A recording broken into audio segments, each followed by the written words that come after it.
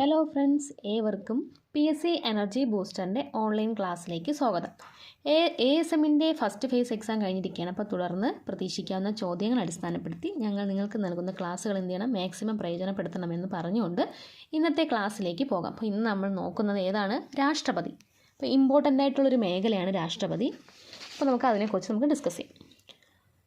ക്ലാസ്സിലേക്ക് പോകാം. ഗവൺമെൻറ്റിൻ്റെ ഘടകങ്ങൾ. ഗവൺമെൻറ്റിൻ്റെ പ്രധാനപ്പെട്ട 3 ഘടകങ്ങളാണ് എക്സിക്യൂട്ടീവ്, ജുഡീഷ്യറി, ലെജിസ്ലേച്ചർ. അപ്പോൾ എന്തൊക്കെയാണ് ഗവൺമെൻറ്റിൻ്റെ പ്രധാനപ്പെട്ട 3 ഘടകങ്ങൾ? ഒന്ന് എക്സിക്യൂട്ടീവ്, ജുഡീഷ്യറി, ലെജിസ്ലേച്ചർ. എക്സിക്യൂട്ടീവ് എന്ന് വെച്ചാൽ കാര്യനിർവഹണ വിഭാഗം. അപ്പോൾ എക്സിക്യൂട്ടീവ് കാര്യനിർവഹണ വിഭാഗം. നിയമങ്ങൾ നടപ്പിലാക്കുകയും ഭരണനിർവഹണം നടപ്പിലാക്കുകയും ചെയ്യുന്ന വിഭാഗമാണ് കാര്യനിർവഹണ വിഭാഗം. അപ്പോൾ കാര്യനിർവഹണ വിഭാഗം എന്താണ്? നിയമങ്ങൾ നടപ്പിലാക്കുകയും ഭരണനിർവഹണം നടത്തുകയും ചെയ്യുന്ന വിഭാഗങ്ങളാണ് എന്തെന്നറിയപ്പെടുന്നത്? കാര്യനിർവഹണ വിഭാഗം. ഇന്ത്യയിലെ കാര്യനിർവഹണ വിഭാഗങ്ങളാണ് കേന്ദ്ര കാര്യനിർവഹണ വിഭാഗം, സംസ്ഥാന കാര്യനിർവഹണ വിഭാഗം. അപ്പോൾ ഇന്ത്യയിലെ കാര്യനിർവഹണ വിഭാഗങ്ങൾ ഏതൊക്കെയാണ്? കേന്ദ്ര കാര്യനിർവഹണ വിഭാഗം, പിന്നെ ഏതാണ്? സംസ്ഥാന കാര്യനിർവഹണ വിഭാഗം. Union executive. കേന്ദ്ര കാര്യനിർവഹണ വിഭാഗത്തിൽ ഉൾപ്പെടുന്നവരാണ് ആരൊക്കെ? രാഷ്ട്രപതി, ഉപരാഷ്ട്രപതി, പ്രധാനമന്ത്രിയുടെ നേതൃത്വത്തിലുള്ള മന്ത്രിസഭ, ഇന്ത്യയുടെ അറ്റോർണി ജനറൽ. അപ്പം കേന്ദ്ര കാര്യനിർവഹണ വിഭാഗത്തിൽ പെടുന്നവർ ആരൊക്കെയാണ്?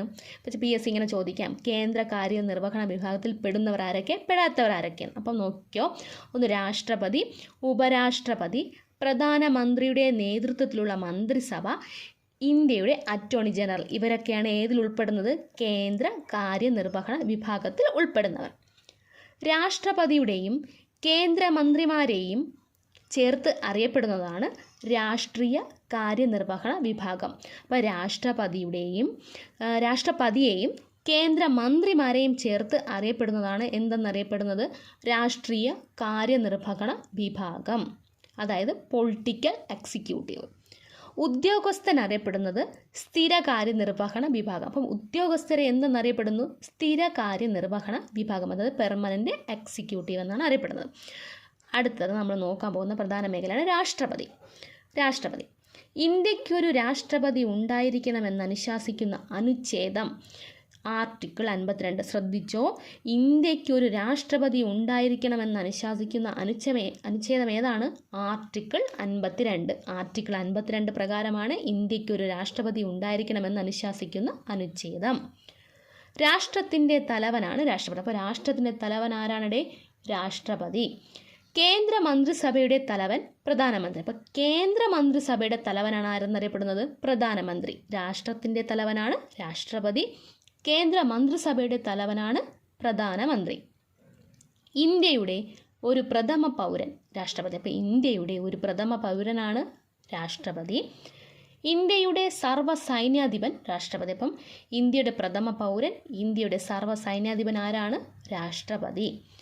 ഭാരത സർക്കാരിൻ്റെ എല്ലാ പ്രവൃത്തികളും ആരുടെ പേരിലാണ് നടത്തപ്പെടുന്നത്?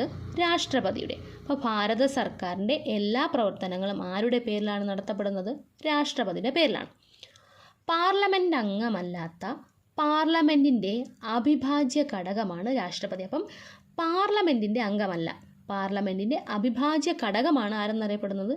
രാഷ്ട്രപതി. സ്റ്റേറ്റ്മെൻ്റ് ആക്കി ചോദിക്കാൻ നല്ല ചാൻസ് ഉള്ളതാണ്, ശ്രദ്ധിച്ചോ. ഭരണഘടന അനുസരിച്ച് ഇന്ത്യൻ യൂണിയൻ്റെ എക്സിക്യൂട്ടീവ് അധികാരങ്ങൾ നിക്ഷിപ്തമായിരിക്കുന്നത് രാഷ്ട്രപതിയിലാണ്. അപ്പം ഭരണഘടന അനുസരിച്ച് ഇന്ത്യൻ യൂണിയൻ്റെ എക്സിക്യൂട്ടീവ് അധികാരങ്ങൾ നിക്ഷിപ്തമായിരിക്കുന്ന ആരിലാണ്? രാഷ്ട്രപതിയിലാണ്. അതായത് നാമമാത്രമായ അധികാരം. എന്താണ് നാമമാത്രമായ അധികാരം? എന്നാൽ ഈ അധികാരങ്ങൾ യഥാർത്ഥത്തിൽ അനുഭവിക്കുന്നത് പ്രധാനമന്ത്രിയുടെ നേതൃത്വത്തിലുള്ള മന്ത്രിസഭയാണ്. അപ്പോൾ എന്താണ്? എന്നാൽ ഈ അധികാരങ്ങൾ ആരാണ് യഥാർത്ഥത്തിൽ അനുഭവിക്കുന്നത്? പ്രധാനമന്ത്രിയുടെ നേതൃത്വത്തിലുള്ള മന്ത്രിസഭ. രാഷ്ട്രപതി തിരഞ്ഞെടുപ്പിലെ റിട്ടേണിംഗ് ഓഫീസർ ആരായിരിക്കും? സെക്രട്ടറി ജനറൽ ഓഫ് രാജ്യസഭ അല്ലെങ്കിൽ ലോകസഭ, അല്ലെങ്കിൽ റൊട്ടേഷൻ അനുസരിച്ചായിരിക്കും. അപ്പോൾ രാഷ്ട്രപതി തിരഞ്ഞെടുപ്പിലെ റിട്ടേണിംഗ് ഓഫീസർ ആരാണ്? Secretary general of Rajya Sabha or Lok Sabha, rotation അനുസരിച്ച്. രാഷ്ട്രപതി തിരഞ്ഞെടുപ്പിലെ തർക്കങ്ങൾ പരിഹരിക്കുന്നത് സുപ്രീം കോടതി. അപ്പോൾ രാഷ്ട്രപതി തിരഞ്ഞെടുപ്പിലെ തർക്കങ്ങൾ പരിഹരിക്കുന്നത് സുപ്രീം കോടതി. രാഷ്ട്രപതിയുടെ ഭരണകാലാവധി 5 വർഷം. അപ്പോൾ രാഷ്ട്രപതിയുടെ ഭരണകാലാവധി എത്ര വർഷമാണ്? 5 വർഷം. ഒരു വ്യക്തിക്ക് എത്ര പ്രാവശ്യം വേണമെങ്കിലും ഇന്ത്യൻ പ്രസിഡന്റ് സ്ഥാനം വഹിക്കാവുന്നതാണ്. അപ്പോൾ ശ്രദ്ധിച്ചോ, ഒരു വ്യക്തിക്ക് എത്ര പ്രാവശ്യം വേണമെങ്കിലും ഇന്ത്യൻ പ്രസിഡന്റ് സ്ഥാനം വഹിക്കാവുന്നതാണ്. രാഷ്ട്രപതിക്ക് സത്യവാചകം ചൊല്ലിക്കൊടുക്കുന്നത് സുപ്രീം കോടതി ചീഫ് ജസ്റ്റിസ്. ശ്രദ്ധിച്ചോ, രാഷ്ട്രപതിക്ക് സത്യവാചകം ചൊല്ലിക്കൊടുക്കുന്നത് ആരാണ്? സുപ്രീം കോടതി ചീഫ് ജസ്റ്റിസ്. ചീഫ് ജസ്റ്റിസിൻ്റെ അഭാവത്തിൽ സുപ്രീം കോടതിയിലെ മുതിർന്ന ജഡ്ജി സത്യവാചകം ചൊല്ലിക്കൊടുക്കുന്നു. അപ്പോൾ ചീഫ് ജസ്റ്റിസിൻ്റെ അഭാവത്തിൽ സുപ്രീം കോടതിയിലെ മുതിർന്ന ജഡ്ജി സത്യവാചകം എന്തു ചെയ്യുന്നു? ചൊല്ലിക്കൊടുക്കുന്നു. രാഷ്ട്രപതി രാജിക്കത്ത് സമർപ്പിക്കുന്നത് ഉപരാഷ്ട്രപതിക്ക്. അപ്പം രാഷ്ട്രപതി രാജിക്കത്ത് സമർപ്പിക്കുന്നത് ആർക്കാണ്? ഉപരാഷ്ട്രപതിക്ക്. അപ്പോൾ ഒന്നുകൂടെ, ഇന്ത്യക്ക് ഒരു രാഷ്ട്രപതി ഉണ്ടായിരിക്കണമെന്ന് അനുശാസിക്കുന്ന അനുച്ഛേദം ഏതാണ്? ആർട്ടിക്കിൾ 52. രാഷ്ട്രത്തിൻ്റെ തലവനാണ് ആരെന്നറിയപ്പെടുന്നത്? രാഷ്ട്രപതി. രാഷ്ട്രപതി തിരഞ്ഞെടുപ്പിലെ റിട്ടേണിംഗ് ഓഫീസർ ആരാണ്? സെക്രട്ടറി ജനറൽ ഓഫ് രാജ്യസഭ അല്ലെങ്കിൽ ലോകസഭയാണ്. രാഷ്ട്രപതി തിരഞ്ഞെടുപ്പിലെ തർക്കങ്ങൾ പരിഹരിക്കുന്നത് സുപ്രീം കോടതിയാണ്. രാഷ്ട്രപതിയുടെ ഭരണകാലാവധി എത്ര വർഷമാണ്? 5 വർഷം. രാഷ്ട്രപതിക്ക് സത്യവാചകം ചൊല്ലിക്കൊടുക്കുന്ന സുപ്രീം കോടതി ചീഫ് ജസ്റ്റിസ് ആണ്. എന്നാൽ രാഷ്ട്രപതി രാജിക്കത്ത് സമർപ്പിക്കുന്ന ആർക്കാണ്? ഉപരാഷ്ട്രപതിക്കാണ്. കേന്ദ്ര മന്ത്രിസഭയുടെ തലവനാണ് പ്രധാനമന്ത്രി. ഇന്ത്യയുടെ പ്രഥമ പൗരൻ, ഇന്ത്യയുടെ സർവ്വസൈന്യാധിപൻ എന്നൊക്കെ അറിയപ്പെടുന്നതാണ് ആര്? രാഷ്ട്രപതി. അടുത്തത് രാഷ്ട്രപതിയുടെ തിരഞ്ഞെടുപ്പ്. അനുച്ഛേദം 54. ശ്രദ്ധിച്ചോ, രാഷ്ട്രപതിയുടെ തിരഞ്ഞെടുപ്പ് എത്രയാണ് പറയുന്നത്? അനുച്ഛേദം 54. രാഷ്ട്രപതി തിരഞ്ഞെടുപ്പിന് നേതൃത്വം നൽകുന്നത് കേന്ദ്ര തിരഞ്ഞെടുപ്പ് കമ്മീഷൻ. അപ്പോൾ രാഷ്ട്രപതി തിരഞ്ഞെടുപ്പിന് നേതൃത്വം നൽകുന്നത് ആരാണ്? കേന്ദ്ര തിരഞ്ഞെടുപ്പ് കമ്മീഷൻ. രാഷ്ട്രപതിയെ തിരഞ്ഞെടുക്കുന്നത് ഇലക്ടറൽ കോളേജാണ്. അപ്പോൾ രാഷ്ട്രപതിയെ തിരഞ്ഞെടുക്കുന്നത് ആരാണ്? ഇലക്ടറൽ കോളേജാണ്. ശ്രദ്ധിച്ചോ, രാഷ്ട്രപതിയുടെ തിരഞ്ഞെടുപ്പിന് നേതൃത്വം നൽകുന്നതാണ് കേന്ദ്ര തിരഞ്ഞെടുപ്പ് കമ്മീഷൻ. രാഷ്ട്രപതിയുടെ തിരഞ്ഞെടുക്കുന്നത് ആരാണ്? ഇലക്ടറൽ കോളേജാണ്. ഇലക്ടറൽ കോളേജിലെ അംഗങ്ങൾ, അപ്പോൾ ആരൊക്കെയാണ് ഇലക്ടറൽ കോളേജിലെ അംഗങ്ങളെന്ന് നമുക്ക് നോക്കാം. പാർലമെൻറ്റിൻ്റെ തിരഞ്ഞെടുക്കപ്പെട്ട അംഗങ്ങൾ. അപ്പോൾ ആരായിരിക്കും? ഒന്ന്, പാർലമെൻറ്റിലെ തിരഞ്ഞെടുക്കപ്പെട്ട അംഗങ്ങൾ. സംസ്ഥാന നിയമസഭകളിലെയും കേന്ദ്ര പ്രദേശങ്ങളായ ഡൽഹി, പുതുച്ചേരി എന്നീ നിയമസഭകളിലെയും തിരഞ്ഞെടുക്കപ്പെട്ട അംഗങ്ങൾ. അപ്പോൾ ശ്രദ്ധിച്ച ഒന്നുകൂടെ, പാർലമെൻറ്റിലെ തിരഞ്ഞെടുക്കപ്പെട്ട അംഗങ്ങൾ ഉണ്ടായിരിക്കും. 1. 2, സംസ്ഥാന നിയമസഭകളിലെയും, അതായത് സംസ്ഥാന നിയമസഭകളിലെയും കേന്ദ്രഭരണ പ്രദേശങ്ങളായ ഏതൊക്കെയാണ്? ഡൽഹി, പുതുച്ചേരി എന്നീ നിയമസഭകളിലെയും തിരഞ്ഞെടുക്കപ്പെട്ട അംഗങ്ങൾ കാണും. സംസ്ഥാന ലെജിസ്ലേറ്റീവ് കൗൺസിലെ അംഗങ്ങൾക്കും പാർലമെൻറ്റിലെയും സംസ്ഥാന നിയമസഭകളിലെയും, അതായത് ഡൽഹി, പുതുച്ചേരി ഉൾപ്പെടെ നാമനിർദ്ദേശം ചെയ്യപ്പെട്ട അംഗങ്ങൾക്കും രാഷ്ട്രപതി തിരഞ്ഞെടുപ്പിൽ വോട്ടവകാശമില്ല. അപ്പോൾ ആർക്കാണ് വോട്ടവകാശമില്ലാത്തത്? സംസ്ഥാന ലെജിസ്ലേറ്റീവ് കൗൺസിലിലെ അംഗങ്ങൾക്കും പാർലമെൻറ്റിലെയും സംസ്ഥാന നിയമസഭകളിലെയും, അതായത് ഡൽഹി, പുതുച്ചേരി ഉൾപ്പെടെയാണ് നാമനിർദ്ദേശം ചെയ്യപ്പെട്ട അംഗങ്ങൾക്കും രാഷ്ട്രപതി തിരഞ്ഞെടുപ്പിൽ എന്ത് ചെയ്യാൻ പറ്റില്ല? വോട്ടവകാശം ഇല്ല. ഒറ്റ വോട്ട് സമ്പ്രദായം, അതായത് single transparent vote. Single transparent vote വഴി ആനുപാതിക പ്രാതിനിധ്യ സമ്പ്രദായമാണ് രാഷ്ട്രപതി തിരഞ്ഞെടുപ്പിൽ അനുവർത്തിച്ചു വരുന്നത്. അപ്പോൾ സിംഗിൾ ട്രാൻസ്ഫറബിൾ വോട്ട് വഴി ആനുപാതിക പ്രാതിനിധ്യ സമ്പ്രദായമാണ് രാഷ്ട്രപതി തിരഞ്ഞെടുപ്പിൽ അനുവർത്തിച്ചു വരുന്നത്. രാഷ്ട്രപതി തിരഞ്ഞെടുപ്പിൽ നൽകുന്ന ബാലറ്റ് പേപ്പറിൻ്റെ നിറങ്ങൾ. അപ്പോൾ രാഷ്ട്രപതി തിരഞ്ഞെടുപ്പിൽ നൽകുന്ന ബാലറ്റ് പേപ്പറിൻ്റെ നിറമാണ് പാർലമെൻറ്റ് അംഗങ്ങൾക്ക് പച്ച നിറം. അപ്പം പാർലമെൻറ്റ് അംഗങ്ങൾക്ക് എന്താണ്? പച്ച. നിയമസഭാ അംഗങ്ങൾക്ക് പിങ്ക്. അപ്പോൾ പാർലമെൻറ്റ് അംഗങ്ങൾക്ക് പച്ച, നിയമസഭാ അംഗങ്ങൾക്ക് എന്താണ്? പിങ്ക്. രാഷ്ട്രപതി തിരഞ്ഞെടുപ്പുമായി ബന്ധപ്പെട്ട തർക്കങ്ങൾ പരിഹരിക്കുന്നത് സുപ്രീം കോടതിയാണ്. അനുച്ഛേദം 71 പ്രകാരം. ശ്രദ്ധിച്ചോ, അനുച്ഛേദം 71 പ്രകാരമാണ് രാഷ്ട്രപതി തിരഞ്ഞെടുപ്പുമായി ബന്ധപ്പെട്ട തർക്കങ്ങൾ എന്ത് ചെയ്യുന്നത്? പരിഹരിക്കുന്നത്. എവിടെയാണ്? സുപ്രീം കോടതി. ഇന്ത്യൻ രാഷ്ട്രപതി തിരഞ്ഞെടുപ്പിൽ മത്സരിച്ച ആദ്യ വനിതയാണ് മനോഹര ഹോൾക്കർ. അപ്പോൾ ആരാണ്? ഇന്ത്യൻ രാഷ്ട്രപതി തിരഞ്ഞെടുപ്പിൽ മത്സരിച്ച ആദ്യ വനിതയാണ് മനോഹര ഹോൾക്കർ. 1967. നിലവിൽ 2 വനിതകൾ മാത്രമാണ് രാഷ്ട്രപതി സ്ഥാനം വഹിച്ചിട്ടുള്ളത്. ആരൊക്കെയെന്ന് അറിയാമല്ലോ? ഒന്ന് പ്രതിഭ പാട്ടീൽ, 2 ദ്രൗപദി മുർമു. അടുത്തത് പ്രസിഡന്റ് സ്ഥാനത്തേക്ക് മത്സരിക്കാനുള്ള യോഗ്യതകൾ. അപ്പോൾ പ്രസിഡന്റ് സ്ഥാനത്തേക്ക് മത്സരിക്കാനുള്ള യോഗ്യതകൾ പറയുന്ന അനുച്ഛേദമാണ് 58. അപ്പോൾ നമ്മൾ 3 അനുച്ഛേദം നോക്കി. രാഷ്ട്രപതി തിരഞ്ഞെടുപ്പിലെ അനുച്ഛേദം എത്രയാണ്? 54. ഇന്ത്യൻ രാഷ്ട്രപതി ഉണ്ടായിരിക്കണമെന്ന് അനുശാസിക്കുന്ന അനുച്ഛേദം ഏതായിരുന്നു? ആർട്ടിക്കിൾ 52. ഇപ്പോൾ നമ്മൾ നോക്കുന്നത് പ്രസിഡന്റ് സ്ഥാനത്തേക്ക് മത്സരിക്കുന്നതിനുള്ള യോഗ്യതകൾ പറയുന്ന അനുച്ഛേദമാണ് അനുച്ഛേദം 58. ശ്രദ്ധിച്ചോ, യോഗ്യതകൾ. 1, ഇന്ത്യൻ പൗരനായിരിക്കണം. അപ്പോൾ എന്തായിരിക്കണം? ഇന്ത്യൻ പൗരനായിരിക്കണം.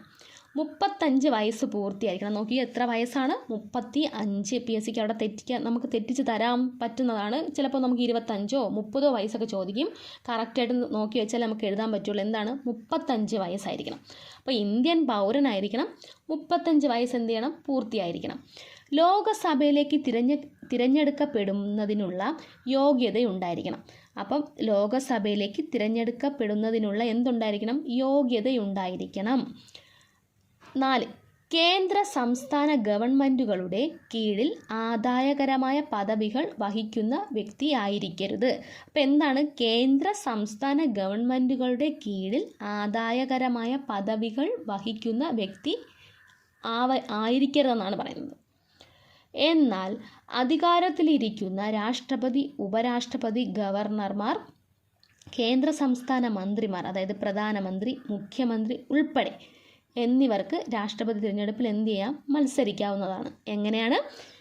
എന്നാൽ അധികാരത്തിലിരിക്കുന്ന രാഷ്ട്രപതി, ഉപരാഷ്ട്രപതി, ഗവർണർമാർ, കേന്ദ്ര സംസ്ഥാന മന്ത്രിമാർ, പ്രധാനമന്ത്രിമാർ, മുഖ്യമന്ത്രിമാർ ഉൾപ്പെടെ എന്നിവർക്ക് എന്ത് ചെയ്യാം? രാഷ്ട്രപതി തിരഞ്ഞെടുപ്പിൽ മത്സരിക്കാവുന്നതാണ്. അപ്പോൾ എന്താണ്? പ്രസിഡന്റ് സ്ഥാനത്തേക്ക് മത്സരിക്കാനുള്ള യോഗ്യതകൾ പറയുന്ന അനുച്ഛേദമാണ് 58. ആർക്കൊക്കെ എന്തൊക്കെ യോഗ്യതകൾ ഉണ്ടായിരിക്കണം? 1, ഇന്ത്യൻ പൗരനായിരിക്കണം.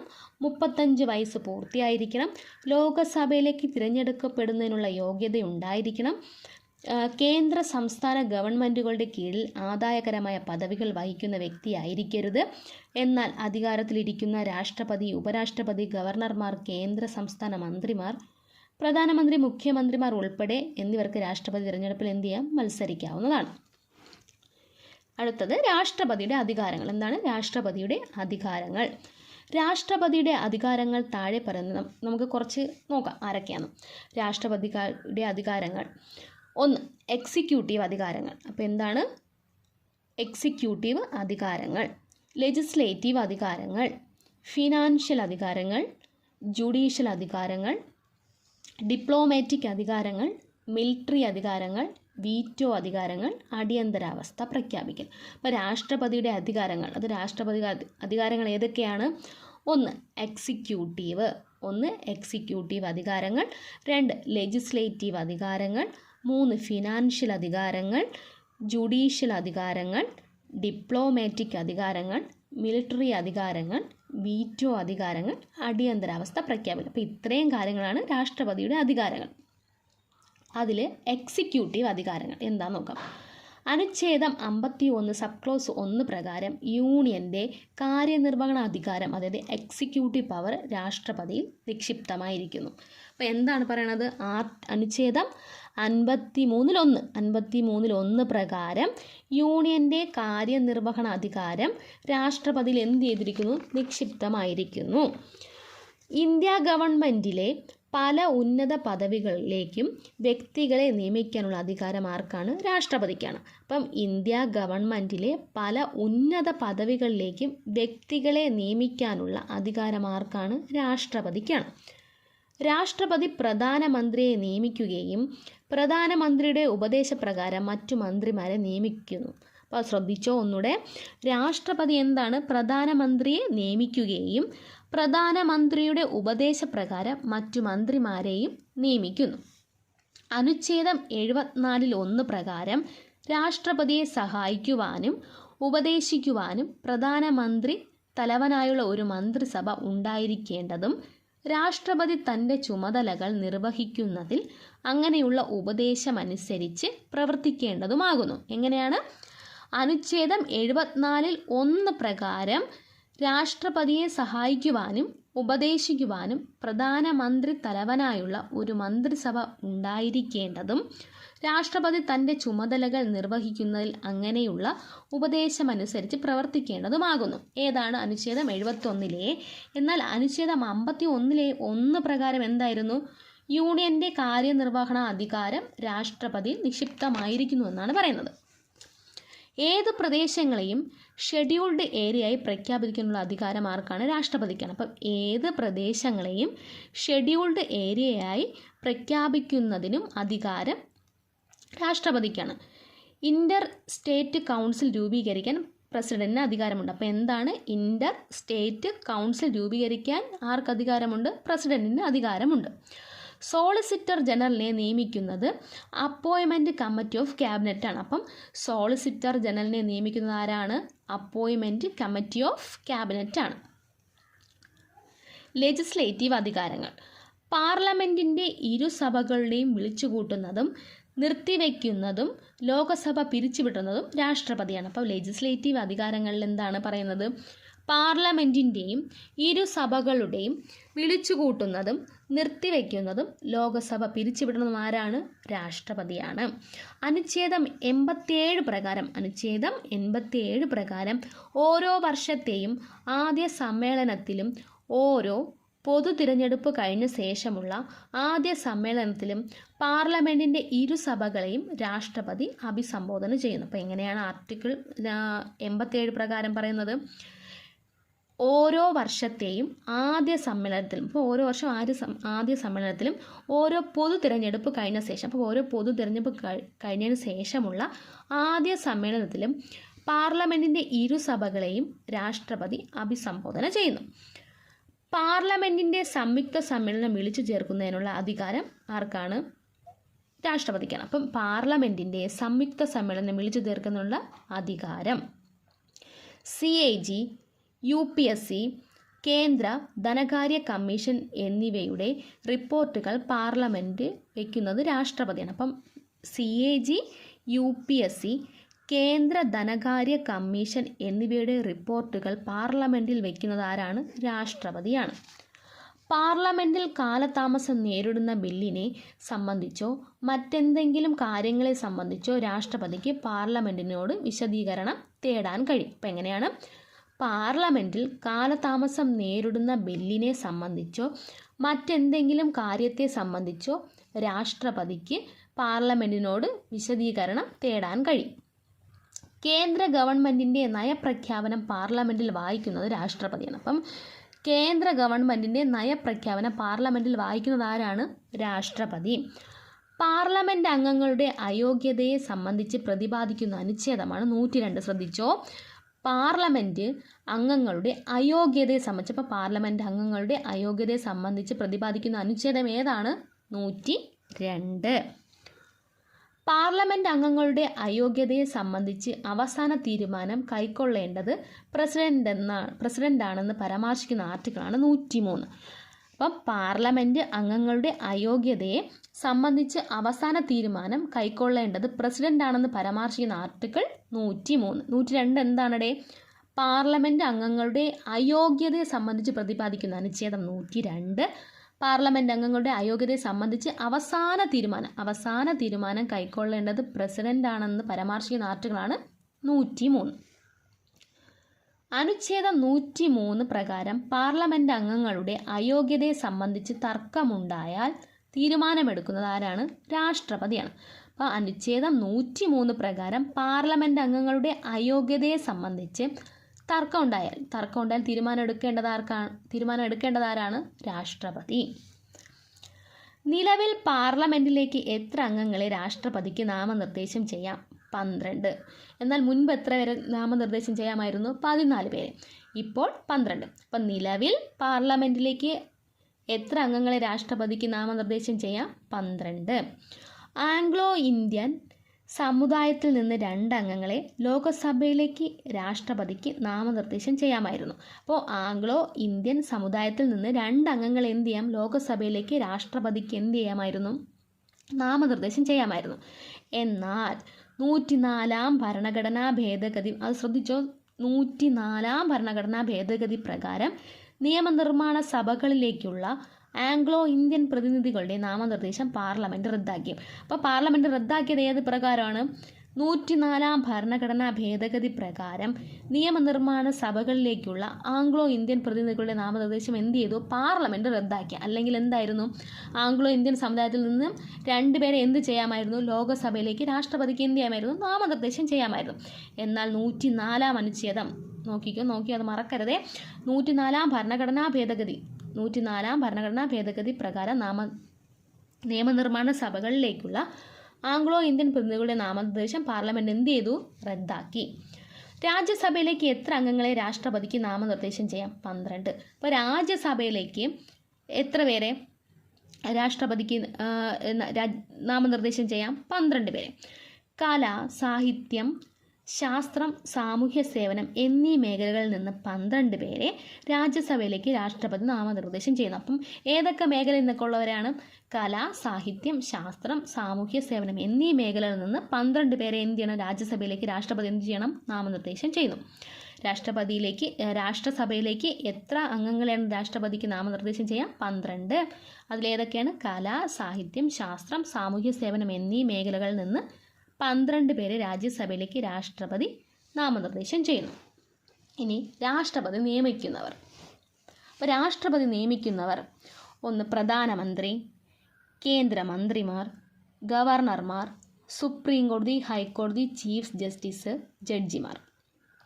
കേന്ദ്ര ധനകാര്യ കമ്മീഷൻ, കേന്ദ്ര തിരഞ്ഞെടുപ്പ് കമ്മീഷൻ, UPSC ചെയർമാൻ, അംഗങ്ങൾ, CAG, അറ്റോർണി ജനറൽ, കരനാവിക വ്യോമ സംയുക്ത സേനാ മേധാവികൾ, കേന്ദ്ര വിജിലൻസ് കമ്മീഷണർ, കേന്ദ്ര ഭരണ പ്രദേശങ്ങളിലെ ഭരണാധികാരികൾ, വിദേശ രാജ്യങ്ങളിലേക്കുള്ള അംബാസിഡർമാർ, ഹൈക്കമ്മീഷന്മാർ, ഓൾ ഇന്ത്യൻ സർവീസ് അംഗങ്ങൾ തുടങ്ങിയവർ. ഇപ്പോൾ രാഷ്ട്രപതി നിയമിക്കുന്നവർ ആരൊക്കെയാണ്?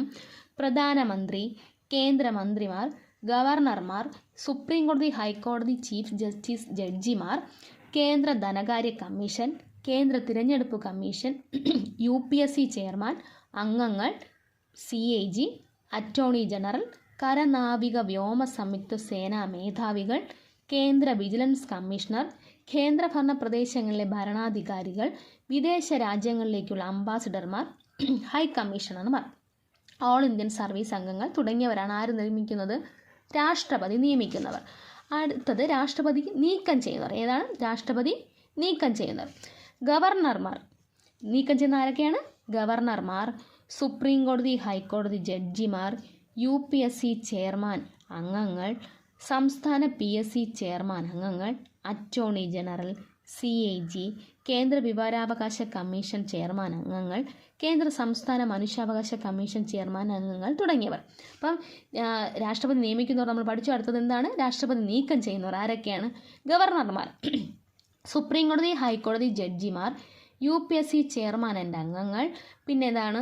സംസ്ഥാന PSC ചെയർമാൻ അംഗങ്ങൾ, അറ്റോർണി ജനറൽ, CAG, കേന്ദ്ര വിവരാവകാശ കമ്മീഷൻ ചെയർമാൻ അംഗങ്ങൾ, കേന്ദ്ര സംസ്ഥാന മനുഷ്യാവകാശ കമ്മീഷൻ ചെയർമാൻ അംഗങ്ങൾ തുടങ്ങിയവർ.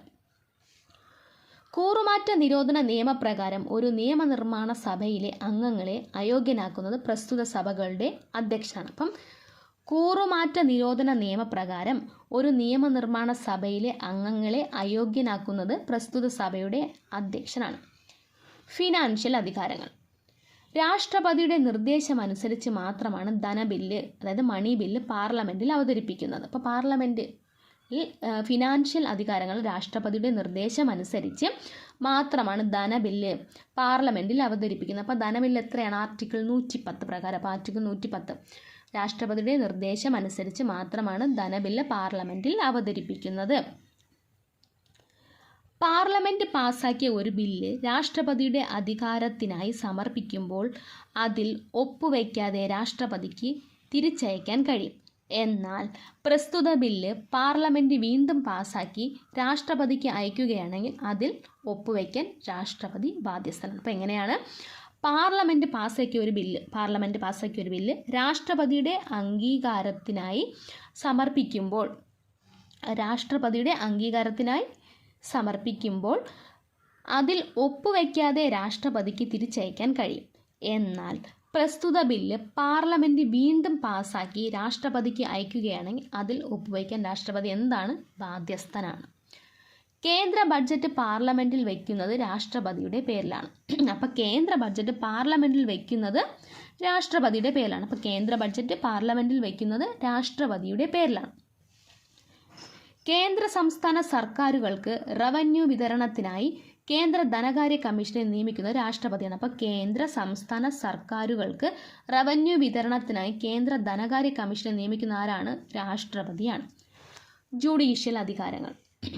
സുപ്രീം കോടതി, ഹൈക്കോടതി ചീഫ് ജസ്റ്റിസ്, ജഡ്ജിമാർ എന്നിവരെ നിയമിക്കുന്നത് രാഷ്ട്രപതിയാണ്. അപ്പം ആരൊക്കെയാണ്? സുപ്രീം കോടതി, ഹൈക്കോടതി ചീഫ് ജസ്റ്റിസ്, ജഡ്ജിമാർ എന്നിവരെ നിയമിക്കുന്നത് ആരാണ്? രാഷ്ട്രപതി. നമ്മൾ കുറച്ച് നേരത്തെ നിയമിക്കുന്നവർ ആരൊക്കെയാണെന്ന് പഠിച്ചിട്ടുണ്ടായിരുന്നല്ലോ, അപ്പോൾ അതിലുണ്ടായിരുന്നു.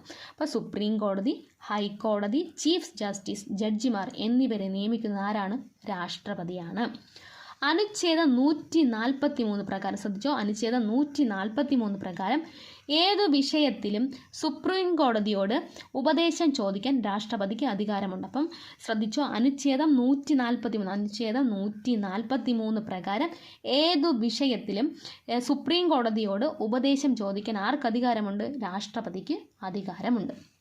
പൊതുമാപ്പ് നൽകുന്നതിനുള്ള രാഷ്ട്രപതിയുടെയും ഗവർണറുടെയും അധികാരം. അടുത്തത് പൊതുമാപ്പ് നൽകുന്നതിനുള്ള രാഷ്ട്രപതിയുടെയും ഗവർണർമാരുടെയും അധികാരം. ഒരു കുറ്റവാളിക്ക് സുപ്രീം കോടതി ഉൾപ്പെടെ ഇന്ത്യയിലെ ഏതൊരു കോടതി നൽകിയ ശിക്ഷയും വധശിക്ഷ ഉൾപ്പെടെയാണ് ഇളവ് ചെയ്യുന്നതിനും മാപ്പു നൽകുന്നതിനുമുള്ള അധികാരം രാഷ്ട്രപതിക്കുണ്ട്. അപ്പം എന്താണ്? ഒരു കുറ്റവാളിക്ക് സുപ്രീം കോടതി ഉൾപ്പെടെ ഇന്ത്യയിലെ ഏതൊരു കോടതി നൽകിയ ശിക്ഷയും വധശിക്ഷ ഉൾപ്പെടെ ഇളവ് ചെയ്യുന്നതിനും മാപ്പു നൽകുന്നതിനുമുള്ള അധികാരം ആർക്കുണ്ട്? രാഷ്ട്രപതിക്കുണ്ട്. സംസ്ഥാന നിയമത്തിൻ്റെ പരിധിയിലുള്ള ഏത് ശിക്ഷയും വധശിക്ഷ ഒഴികെ നിർത്തിവെക്കാനോ ഇളവ് ചെയ്യാനോ മാപ്പു ചെയ്യാനോ ഉള്ള അധികാരം സംസ്ഥാന ഗവർണർക്കാണുള്ളത്. അപ്പോൾ നോക്കിക്കോ, സംസ്ഥാന നിയമത്തിൻ്റെ പരിധിയിലുള്ള, അപ്പോൾ നമ്മുടെ സംസ്ഥാനത്തിൻ്റെ നിയമത്തിലുള്ള പരിധിയിലുള്ള ഏത് ശിക്ഷയും വധശിക്ഷ ഉൾപ്പെടില്ല, വധശിക്ഷ ഒഴികെ നിർത്തിവെക്കാനോ ഇളവ് ചെയ്യാനോ മാപ്പു നൽകാനോ ഉള്ള അധികാരം ആർക്കാണ്? സംസ്ഥാന ഗവർണർക്കുണ്ട്. പട്ടാള കോടതി ശിക്ഷ വിധിച്ച കുറ്റവാളിക്ക് മാപ്പു നൽകുന്നത് രാഷ്ട്രപതിയാണ്. അപ്പോൾ ഒരു പട്ടാള കോടതി ശിക്ഷ വിധിച്ച കുറ്റവാളിക്ക് മാപ്പു നൽകുന്ന ആരാണ്? രാഷ്ട്രപതി. ഇതിൽ ഗവർണർക്ക് എന്തില്ല? അധികാരമില്ല. അപ്പോൾ ഗവർണർക്ക് അധികാരമുള്ള ഏത് കാര്യത്തിലാണ്? സംസ്ഥാന നിയമത്തിൻ്റെ പരിധിയിലുള്ള ഏത് ശിക്ഷയും നിർത്തിവെക്കാനോ ഇളവ് ചെയ്യാനോ മാപ്പു നൽകാനോ ഉള്ള അധികാരം സംസ്ഥാന ഗവർണറുണ്ട്. വധശിക്ഷ ഒഴികെയാണ്. ഒരു കുറ്റവാളിക്ക് സുപ്രീം കോടതി ഉൾപ്പെടെ ഇന്ത്യയിലെ ഏതൊരു കോടതി നൽകിയ ശിക്ഷയും വധശിക്ഷ ഉൾപ്പെടെ ഇളവ് ചെയ്യുന്നതിനും മാപ്പു നൽകുന്നതിനുള്ള അധികാരം ആർക്കുണ്ട്? രാഷ്ട്രപതിക്കുണ്ട്. പിന്നെ ഏതൊക്കെയുണ്ട്?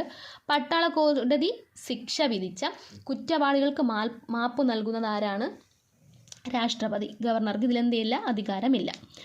ഭരണഘടനയുടെ ഏത് വകുപ്പ് അനുസരിച്ചാണ് കുറ്റവാളികൾക്ക് രാഷ്ട്രപതി മാപ്പു നൽകുന്നത്? അനുച്ഛേദം 72. ശ്രദ്ധിച്ചോ, അനുച്ഛേദം 72 പ്രകാരം ഭരണഘടനയുടെ ഏത് വകുപ്പ് അനുസരിച്ചാണ് കുറ്റവാളിക്ക് രാഷ്ട്രപതി മാപ്പു നൽകുന്നത്? അനുച്ഛേദം 72. അപ്പം കുറ്റവാളിക്ക് രാഷ്ട്രപതി മാപ്പു നൽകുന്നത് ഏതാണ്? അനുച്ഛേദം 72. ഭരണഘടനയുടെ ഏത് വകുപ്പ് അനുസരിച്ചാണ് കുറ്റവാളികൾക്ക് ഗവർണർ മാപ്പ് നൽകുന്നത്? അനുച്ഛേദം 161. ശ്രദ്ധിച്ചു, ഗവർണർ മാപ്പ് നൽകുന്നത് ഏത് അനുച്ഛേദം അനുസരിച്ചാണ്? 161. രാഷ്ട്രപതിയാണെങ്കിൽ അനുച്ഛേദം 72. ഭരണഘടനയുടെ ഏത് വകുപ്പ് അനുസരിച്ചാണ് കുറ്റവാളികൾക്ക് ഗവർണർ മാപ്പ് നൽകുന്നത്? അനുച്ഛേദം 161. എന്നാൽ കുറ്റവാളികൾക്ക് രാഷ്ട്രപതി മാപ്പ് നൽകുന്നത് അനുച്ഛേദം 72. ഡിപ്ലോമാറ്റിക് അധികാരങ്ങൾ. അന്താരാഷ്ട്ര ഉടമ്പടികൾ എല്ലാം നടത്തുന്നത് രാഷ്ട്രപതിയുടെ പേരിലാണ്. എന്നാൽ അവയ്ക്ക് അംഗീകാരം നൽകുന്നത് പാർലമെൻറ്റാണ്. എന്താണ്? അന്താരാഷ്ട്ര ഉടമ്പടികൾ എല്ലാം നടത്തുന്നത് രാഷ്ട്രപതിയുടെ പേരിലാണ്. എന്നാൽ അവയ്ക്ക് അംഗീകാരം നൽകുന്നത് പാർലമെൻറ്റാണ്. അന്താരാഷ്ട്ര കാര്യങ്ങളിൽ ഇന്ത്യ പ്രതിനിധാനം ചെയ്യുന്നതും വിവിധ രാജ്യങ്ങളിലെ അംബാസിഡർമാർ, അതായത് ഹൈക്കമ്മീഷണർമാർ എന്നിവരെ അയക്കുന്നതും രാഷ്ട്രപതിയാണ്. അപ്പം ഇവിടെ നോക്കിക്കോ, അന്താരാഷ്ട്ര കാര്യങ്ങളിൽ ഇന്ത്യയെ പ്രതിനിധാനം ചെയ്യുന്നതും വിവിധ രാജ്യങ്ങളിലെ അംബാസിഡർമാർ, ഹൈക്കമ്മീഷണർമാർ എന്നിവരെ അയക്കുന്നതും രാഷ്ട്രപതിയാണ്. മിലിറ്ററി അധികാരങ്ങൾ. ഇന്ത്യൻ സായുധ സേനയുടെ സർവ്വസൈന്യാധിപൻ രാഷ്ട്രപതിയാണ്. അപ്പം ഇന്ത്യൻ ശ്രദ്ധിച്ചോ, ഇന്ത്യൻ സായുധ സേനയുടെ സർവ്വസൈന്യാധിപനാണ് ആരെന്നറിയപ്പെടുന്നത്? രാഷ്ട്രപതി.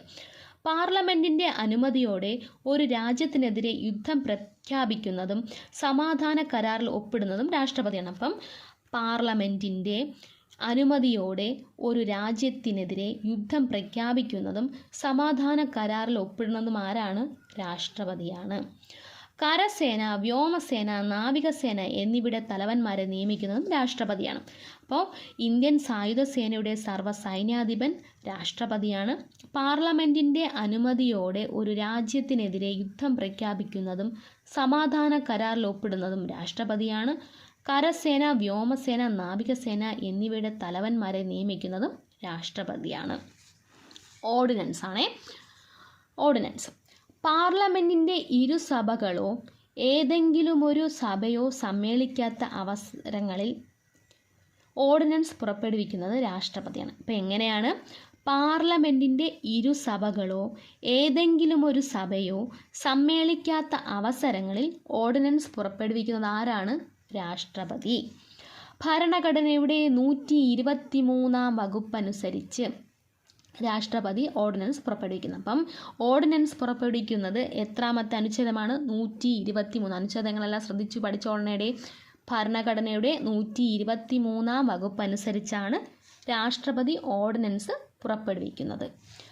പാർലമെൻറ്റ് സമ്മേളിച്ച് 6 ആഴ്ചയ്ക്കുള്ളിലാണ് പ്രസ്തുത ഓർഡിനൻസ് പാർലമെൻറ്റ് അംഗീകരിക്കേണ്ടത്. അപ്പോൾ പാർലമെൻറ്റ് എത്ര ദിവസത്തിനകത്ത് ഓർഡിനൻസ് അംഗീകരിക്കണം? 6 ആഴ്ചയ്ക്കുള്ളിൽ. അപ്പോൾ പാർലമെൻറ്റ് സമ്മേളിക്കണം. അത് കഴിഞ്ഞ് 6 ആഴ്ചയ്ക്കുള്ളിലാണ് പ്രസ്തുത ഓർഡിനൻസ് എന്ത് ചെയ്യുന്നത്? പാർലമെൻറ്റ് അംഗീകരിക്കേണ്ടത്. ഒരു ഓർഡിനൻസിൻ്റെ സാധാരണ കാലാവധി 6 മാസം. അപ്പം സാധാരണ കാലാവധി എത്രയാണ്? 6 മാസം. പാർലമെൻറ്റ് അംഗീകരിക്കാത്ത അല്ലെങ്കിൽ പരിഗണിക്കാത്ത ഒരു ഓർഡിനൻസിൻ്റെ പരമാവധി കാലാവധി 6 മാസവും 6 ആഴ്ചയുമാണ്. അപ്പോൾ പാർലമെൻറ്റ് അംഗീകരിക്കാത്ത അല്ലെങ്കിൽ പരിഗണിക്കാത്ത ഒരു ഓർഡിനൻസിൻ്റെ പരമാവധി കാലാവധി എത്രയാണ്? 6 മാസവും 6 ആഴ്ചയും. അതായത് പാർലമെൻറ്റിൻ്റെ ഇരു സമ്മേളനങ്ങൾക്കിടയിലെ പരമാവധി ദൈർഘ്യം എന്ന് പറയുന്നത് 6 മാസമായതിനാലാണേ. രാഷ്ട്രപതിക്ക് ഏത് സമയത്തും ഓർഡിനൻസ് പിൻവലിക്കാവുന്നതാണ്. അപ്പം രാഷ്ട്രപതിക്ക് എപ്പോൾ വേണമെങ്കിലും എന്ത് ചെയ്യാം? ഓർഡിനൻസ് പിൻവലിക്കാവുന്നതാണ്. ഏറ്റവും കൂടുതൽ ഓർഡിനൻസുകൾ പുറപ്പെടുവിച്ചിട്ടുള്ള പ്രസിഡൻ്റാണ് ഫക്രുദ്ദീൻ അലി അഹമ്മദ്. അപ്പോൾ ഏറ്റവും കൂടുതൽ ഓർഡിനൻസുകൾ പുറപ്പെടുവിച്ചിട്ടുള്ള പ്രസിഡന്റ് ആരാണ്? ഫക്രുദ്ദീൻ അലി അഹമ്മദ്. ഓർഡിനൻസിലൂടെ നികുതി നിയമത്തിൽ ഭേദഗതി വരുത്താൻ സാധിക്കും. അപ്പോൾ ഓർഡിനൻസിലൂടെ നികുതി നിയമത്തിൽ എന്ത് ചെയ്യാൻ പറ്റും? ഭേദഗതി വരുത്താൻ സാധിക്കും. ഓർഡിനൻസ് ഉപയോഗിച്ച് ഭരണഘടനാ ഭേദഗതി വരുത്താൻ സാധിക്കില്ല. അപ്പോൾ ഓർഡിനൻസ് ഉപയോഗിച്ച് എന്ത് ചെയ്യാൻ പറ്റില്ല? ഭരണഘടനാ ഭേദഗതി വരുത്താൻ സാധിക്കില്ല. അപ്പോൾ ഒന്നും കൂടെ ഓർഡിനൻസ് പറയാം, ഇമ്പോർട്ടൻ്റ് ആയതുകൊണ്ടാണ്. ശ്രദ്ധിച്ചോ. പാർലമെൻറ്റിൻ്റെ ഇരുസഭകളോ ഏതെങ്കിലും ഒരു സഭയോ സമ്മേളിക്കാത്ത അവസരങ്ങളിൽ ഓർഡിനൻസ് പുറപ്പെടുവിക്കാവുന്നതാണ്. എങ്ങനെയാണ്? പാർലമെൻറ്റ് ഇരുസഭകളോ ഏതെങ്കിലും ഒരു സഭയോ സമ്മേളിക്കാത്ത അവസരങ്ങളിൽ ഓർഡിനൻസ് പുറപ്പെടുവിക്കാവുന്നതാണ്. അതാർക്കാണ് അധികാരമുള്ളത്? രാഷ്ട്രപതിക്കാണ്. ഭരണഘടനയുടെ 123 വകുപ്പ് അനുസരിച്ചാണ് രാഷ്ട്രപതി ഓർഡിനൻസ് പുറപ്പെടുവിക്കുന്നത്. അപ്പോൾ 123 വകുപ്പ് അനുസരിച്ചാണ് എന്ത് ചെയ്യുന്നത്? ഓർഡിനൻസ് രാഷ്ട്രപതി പുറപ്പെടുവിക്കുന്നത്. പാർലമെൻറ്റ് സമ്മേളിച്ച് 6 ആഴ്ചയ്ക്കുള്ളിലാണ് പ്രസ്തുത ഓർഡിനൻസ് പാർലമെൻറ്റ് അംഗീകരിക്കേണ്ടത്. അപ്പം ആ പാർലമെൻറ്റ് സമ്മേളിച്ച് 6 ആഴ്ചയ്ക്കകത്ത് എന്ത് ചെയ്യണം? ഓർഡിനൻസ് പാർലമെൻറ്റ് അംഗീകരിക്കണം. ഒരു ഓർഡിനൻസിൻ്റെ സാധാരണ കാലാവധി എന്ന് പറയുന്നത് എന്താണ്? 6 മാസം. പാർലമെൻറ്റ് അംഗീകരിക്കാത്ത അല്ലെങ്കിൽ പരിഗണിക്കാത്ത ഒരു ഓർഡിനൻസിൻ്റെ പരമാവധി കാലാവധി എന്ന് പറയുന്നത് എന്താണ്? 6 മാസവും 6 ആഴ്ചയും. അല്ലെങ്കിൽ പാർലമെൻറ്റിൻ്റെ ഇരുസഭകൾക്കിടയിലുള്ള പരമാവധി ദൈർഘ്യം എന്ന് പറഞ്ഞാൽ 6 മാസം ആയതിനാലാണേ. രാഷ്ട്രപതിക്ക് ഏത് സമയത്തും ഓർഡിനൻസ് പിൻവലിക്കാം. അപ്പോൾ രാഷ്ട്രപതിക്ക് ഏത് സമയത്ത് എന്ത് ചെയ്യാം? ഓർഡിനൻസ് പിൻവലിക്കാം. ഏറ്റവും കൂടുതൽ ഓർഡിനൻസുകൾ പുറപ്പെടുവിച്ച പ്രസിഡൻ്റാണ് ഫക്രുദ്ദീൻ അലി അഹമ്മദ്. അപ്പോൾ ഏറ്റവും കൂടുതൽ ഓർഡിനൻസ് പുറപ്പെടുവിച്ചത് ആരായിരുന്നു? പ്രസിഡന്റ് ഫക്രുദ്ദീൻ അലി അഹമ്മദ്. ഓർഡിനൻസിലൂടെ നികുതി നിയമത്തിൻ്റെ ഭേദഗതി വരുത്താൻ സാധിക്കും. ഓർഡിനൻസിലൂടെ നികുതി നിയമത്തിൽ ഭേദഗതി വരുത്താൻ എന്ത് ചെയ്യും? സാധിക്കും. ഓർഡിനൻസ് ഉപയോഗിച്ച് ഭരണഘടനാ ഭേദഗതി വരുത്താൻ സാധിക്കില്ല. അപ്പോൾ ഓർഡിനൻസ് ഉപയോഗിച്ച് ഭരണഘടനാ ഭേദഗതി എന്ത് ചെയ്യില്ല? ഭേദഗതി വരുത്താൻ സാധിക്കില്ല. രാഷ്ട്രപതിയുടെ വീറ്റോ അധികാരങ്ങളാണ്. ശ്രദ്ധിച്ചോ. രാഷ്ട്രപതിയുടെ വീറ്റോ അധികാരം പ്രതിപാദിക്കുന്ന ഭരണഘടനാ അനുച്ഛേദം 111. രാഷ്ട്രപതിയുടെ വീറ്റോ അധികാരം പ്രതിപാദിക്കുന്ന ഭരണഘടനാ അനുച്ഛേദം 111 എന്ന് ഒന്നുകൂടെ പറയാം. രാഷ്ട്രപതിയുടെ വീറ്റോ അധികാരം പ്രതിപാദിക്കുന്ന ഭരണഘടനാ അനുച്ഛേദം എന്ന് പറയുന്നത് 111. വീറ്റോ എന്ന ലാറ്റിൻ പദത്തിനർത്ഥം തടയുക. വീറ്റോ എന്ന ലാറ്റിൻ പദത്തിനർത്ഥം എന്താണ്? തടയുക. 4 തരത്തിലുള്ള വീറ്റോ അധികാരങ്ങളുണ്ട്. അപ്പോൾ എത്ര തരത്തിലുള്ള വീറ്റോ അധികാരങ്ങളുണ്ട്? 4 തരത്തിലുള്ള വീറ്റോ അധികാരങ്ങളുണ്ട്. 1 absolute veto, 2 pocket veto, 3 suspensive veto, 4 qualified veto. അപ്പോൾ ഏതൊക്കെയാണ് 4 absolute veto, pocket veto, suspensive veto, qualified veto. Absolute veto, pocket veto, suspensive veto എന്നിവ അടങ്ങിയതാണ് ഇന്ത്യൻ രാഷ്ട്രപതിയുടെ വീറ്റോ അധികാരം. അപ്പം രാഷ്ട്രപതിക്കുള്ള വീറ്റോ അധികാരം ഏതൊക്കെയാണ്? Absolute veto, pocket veto, suspensive വീറ്റോയാണ് എന്നിവയാണ് രാഷ്ട്രപതിയുടെ വീറ്റോ അധികാരം. ഏതൊക്കെയാണ് രാഷ്ട്രപതിയുടെ വീറ്റോ അധികാരം? Absolute veto, pocket veto, suspensive veto. Absolute veto എന്താണെന്ന് നോക്കാം.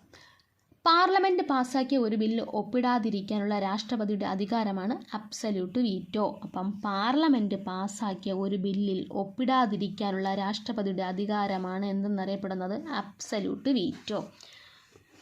Next pocket veto. എന്താണ് പോക്കറ്റ് വീറ്റോ? ഒരു ബില്ല് ഒപ്പിടാതെ അനിശ്ചിതകാലത്തേക്ക് കൈവശം വയ്ക്കാനുള്ള രാഷ്ട്രപതിയുടെ അധികാരമാണ് പോക്കറ്റ് വീറ്റോ. അപ്പോൾ ഒരു ബില്ല് ഒപ്പിടാതെ അനിശ്ചിതകാലത്തേക്ക് കൈവശം വയ്ക്കാനുള്ള രാഷ്ട്രപതിയുടെ അധികാരമാണ് പോക്കറ്റ് വീറ്റോ. പോക്കറ്റ് വീറ്റോ ഉപയോഗിച്ച ആദ്യ രാഷ്ട്രപതിയാണ് Giani Zail Singh. 1986 Indian post office ഭേദഗതി ബില്ലിൽ. അപ്പം പോക്കറ്റ് വീറ്റോ ഉപയോഗിച്ച ആദ്യ രാഷ്ട്രപതി ആരായിരുന്നു?